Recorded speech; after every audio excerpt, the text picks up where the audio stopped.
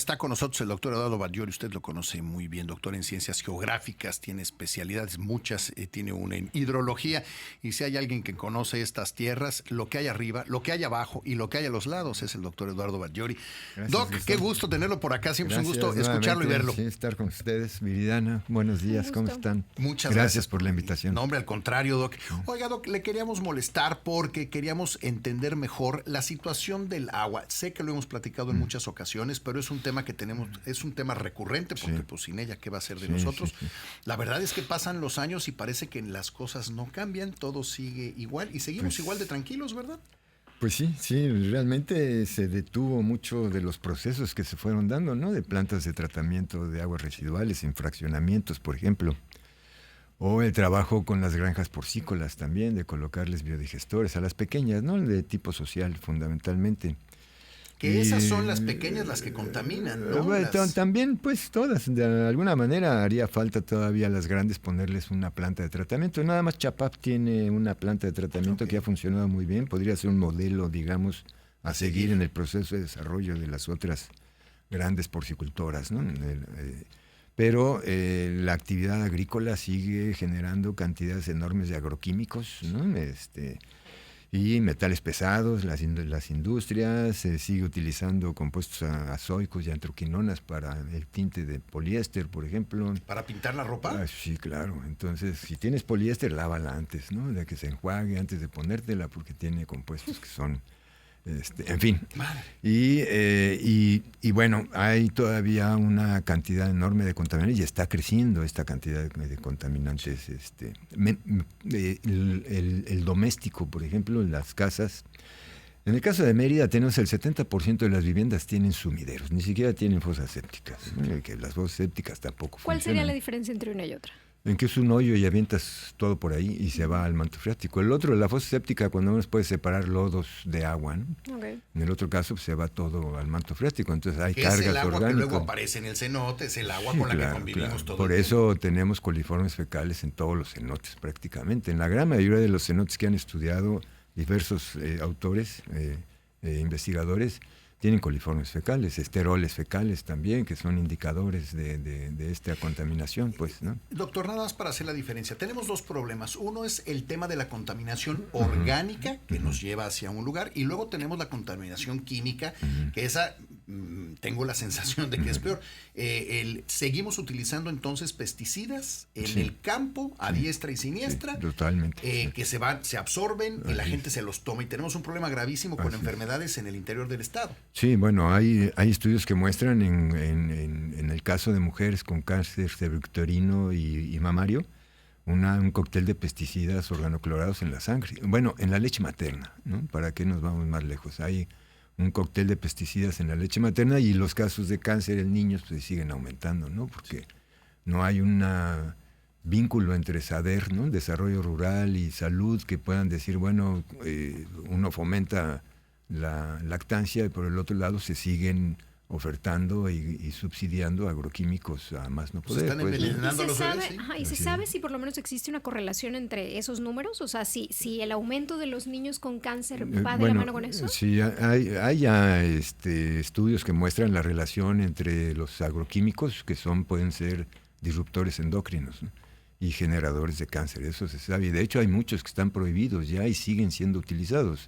La idea sería poder, ojalá, la Federación, COFEPRIS, Senacica, etcétera, que son los que tienen la normatividad en este sentido, pudieran hacer una revisión de los inventarios que tienen los almacenes agropecuarios, pues, para que estos productos que están prohibidos, como el heptacloro, endosulfán, aldrin, lindano, etcétera, algunos organofosforados, carbamatos, piretroides, neonicotinoides, ya vemos las abejas muertas por todos lados, y no digamos el glifosato, ¿no? Ese es uno de los que se está utilizando a diestra y siniestra. Pues, ¿no? Pregunta, cuando nosotros compramos verduras locales y todo eso, tenemos también el peligro de estar hay que lavarlas, ¿no? Hay que lavarlas muy bien, porque sí, tenemos el sí. peligro de estarnos comiendo químicos. Es que la práctica común es aventarle químicos, pesticidas para controlar las plagas, pues, ¿no? Entonces, mucho se ha trabajado, intentado trabajar, y hay muchas organizaciones que están participando para cambiar las formas de producción agrícola hacia prácticas agroecológicas, por ejemplo, ¿no?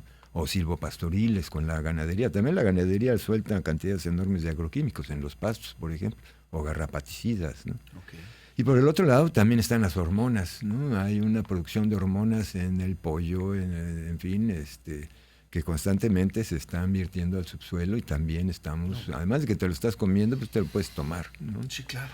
Y otros compuestos emergentes, pues, ¿no? También Más lo nuevo, cafeína y no sé qué, están saliendo ya por ahí con cantidades fuertes que denotan que es la actividad humana la que está generando. Y los basureros, que de los rellenos sanitarios que había, pues no, ya el mal manejo que hubo en estos últimos años, pues son tiraderos otra vez a cielo abierto. Entonces tienes lixiviados que están yéndose hacia el subsuelo, que pueden penetrar toda la capa. Y lo que se ha visto es que ya no se quedan en superficie, pues está todo el espesor de agua dulce generando problemas de contaminación.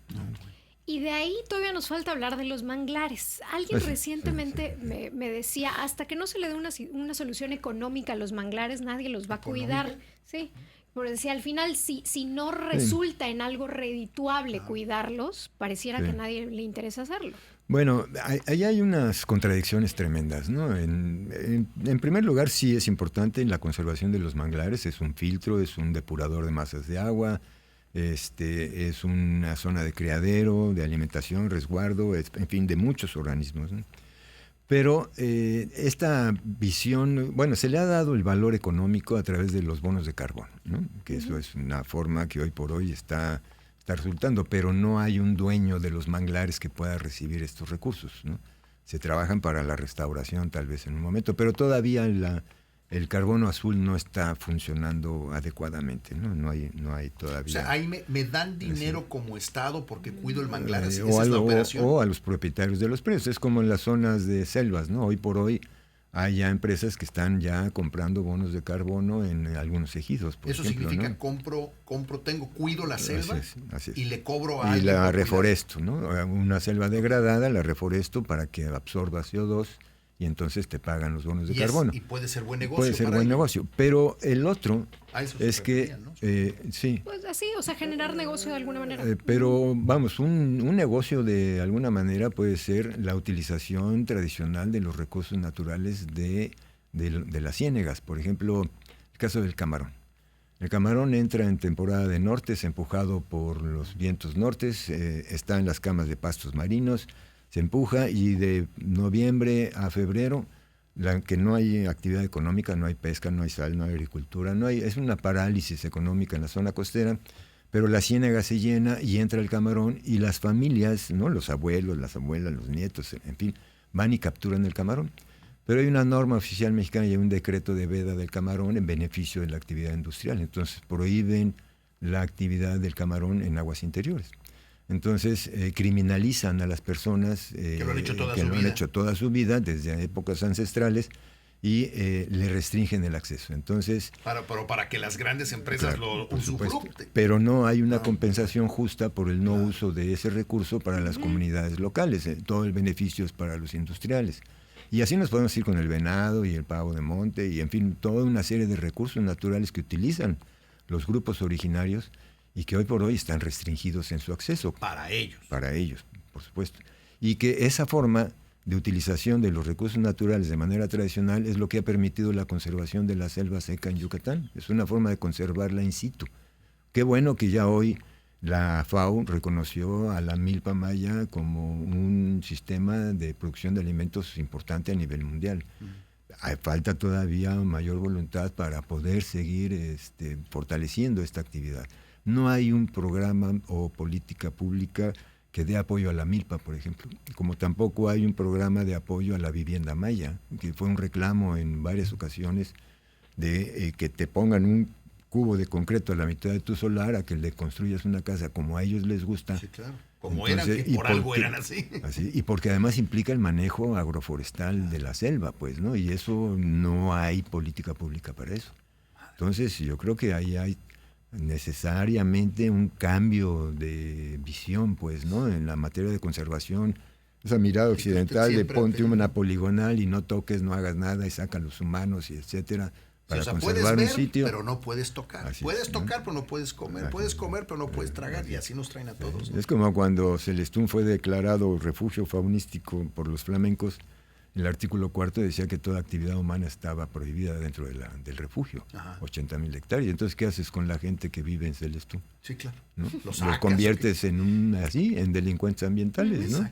Exacto. Entonces, ese es un problema. Habría que tener un cambio en esa visión y promover las prácticas agroecológicas ancestrales. Lo relacionado con la naturaleza toma tiempo. Y la desgracia que tenemos es que estos políticos van y vienen, están aquí 6 años, hacen y prometen y todos dicen, pero al final del día este tipo de políticas públicas deberían ser de largo plazo sin importar qué partido esté, y no funciona, ¿no? Cada quien viene y hace sus cambios. Pues es que ese es uno de los problemas, ¿no?, que se tienen. Así se paró también el grupo de trabajo de tóxicos peligrosos que dedicaba a recolectar las 70 toneladas de residuos de agroquímicos que se tiran. Usted ha trabajado con eso. Y lo pararon, pues, ¿no? Y cerraron el centro de acopio temporal que había, y así el parque Cailún, ¿no? Por ejemplo, el exbasurero de Mérida volvió a quedar como un basurero, en fin.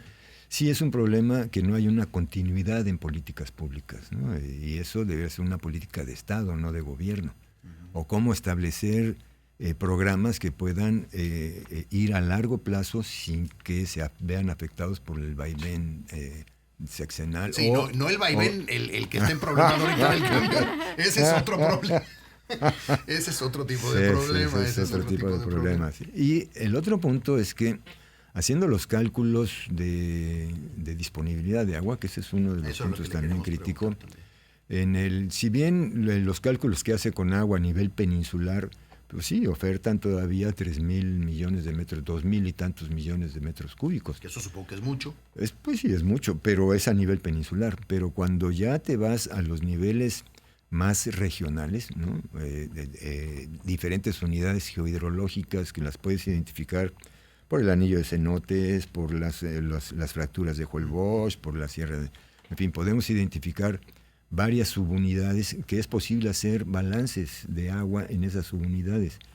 Y resulta que ya haciéndolo así, pues hay lugares hay regiones en donde ya no hay disponibilidad, ¿no? La zona norte de Quintana Roo ya se están agotando, la disponibilidad está agotada.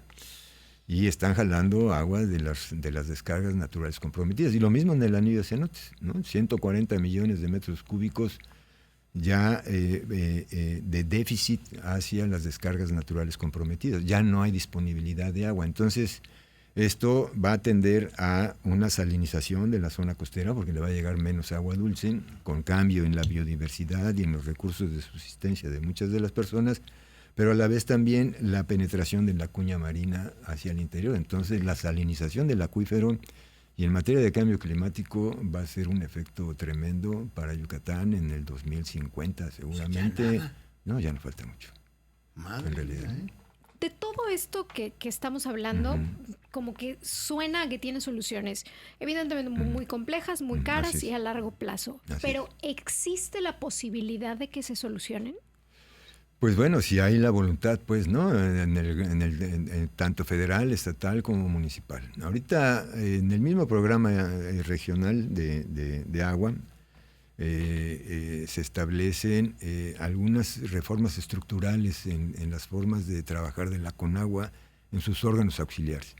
Entonces tenemos el COTASME, el Comité Técnico de Aguas Subterráneas, que se quedó al nivel de la zona metropolitana, pero se está ampliando hacia la zona del anillo de cenotes, por ejemplo, y cada unidad de planeación, cada unidad geohidrológica debe ir poniendo estas unidades con la finalidad de poder tener a los usuarios ahí y poder presentar y dialogar sobre las necesidades para la conservación del recurso. Y habría que revisar ya las concesiones dadas. Por ejemplo, el 70% del agua se otorga a la agricultura. 70%. Y el 20% del agua se otorga al servicio público urbano. Son los grandes consumidores y los grandes contaminadores, digamos, ¿no? Lo demás, el otro 20% se distribuye entre la industria, servicios, pecuario o agropecuario industrial, digamos, entre ellos las granjas porcícolas o avícolas, etcétera, ¿no? Entonces, en donde hay que empezar a poner el dedo es en esas grandes concesiones de agua y ver que se puedan por un lado, mejorar la tecnología de riego, ¿no? Utilizar el riego por Más goteo, eficiente, claro. más eficiente, etcétera. Hay que empezar a revisar eso. Ahora, esas son las concesiones. Habría que ver lo medido. No se mide el agua, ¿no? Exacto. Y en muchos desarrollos inmobiliarios, hoy por hoy, no hay servicio de agua potable como tal. En Japón no les da el servicio de agua Sacan el potable. agua de abajo. Sacan el agua del pozo. Sí, claro. Y esos pozos no están registrados en buena parte. Entonces, yo creo que hay una subestimación. Habría que hacer todo un planteamiento para ver en realidad cuál es el grado de disponibilidad que tenemos y el grado de vulnerabilidad que se presenta ya. Entonces, y en la perspectiva de cambio climático, pues, se prevé que va a llover menos, va a incrementarse la temperatura, la transpiración va a ser mayor, la recarga va a ser menor, la elevación de la interfase salina va a subir, fomentando también la salinización del acuífero, ¿no? No quiero preocuparlos, pero sí tenemos una situación realmente grave, ¿no? Yo diría grave, en términos de calidad y cantidad de agua. Doctor, ojalá nos permita seguirle invitando, Sí, porque claro. creo que es importante sensibilizarnos todos, ¿no? Así Porque es. como no vemos el problema encima de ti, en tu casa, como que decimos, bueno, ya le tocará a alguien más, pero en el le tocará a alguien más estamos echando a perder todo lo que No, nos pues rodea. ya nos está tocando. Ya, O sí, sea, ya nos está empezando a tocar. Así es. Sí. Doctor, muy agradecidos con No, al nosotros. contrario, muchas gracias por su atención. No, bueno, al contrario. Ahí lo tienes, el doctor Eduardo Batllori San Pedro, doctor en Ciencias Geográficas con especialidad en hidrología. Nos ayuda a entender la realidad del agua.